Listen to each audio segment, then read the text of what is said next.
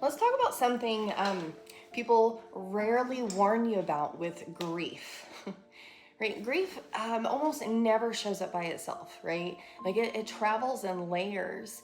Like you might think that you're grieving one thing, like a breakup, a diagnosis, the loss of a job, or even a shift in a relationship. But like suddenly you're crying about something that happened like 10 years ago. And you might think to yourself, why in the hell is that coming up right now? Well, here is why. Your brain organizes emotional memories in networks. So when a new loss hits a similar emotional nerve, it can activate older grief that never fully got processed. It's kind of like knocking on like one door in a hallway and accidentally turning the lights on in the entire building, right? Now every room is like lit up.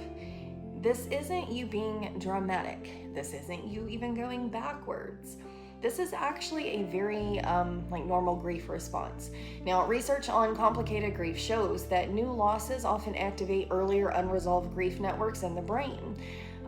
So if you're sitting there thinking, why does this hurt way more than it should? The answer might be simple. You're not grieving one loss. You're grieving the echo of many.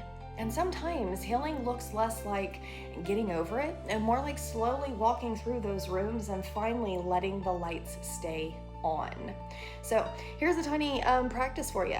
If grief, if it feels layered right now, just try asking yourself, is this pain only about today, or is it reminding me of something older too? You know, you don't have to solve it. Just noticing the connection can soften the confusion. And that alone gives you just a little bit more room to breathe. You know, grief isn't linear, right? Sometimes it's like a whole hallway full of open doors. You might go to knock on one and accidentally open the rest. But it doesn't necessarily mean it's a bad thing. It can just be overwhelming. So take it one day at a time. I'll see y'all soon.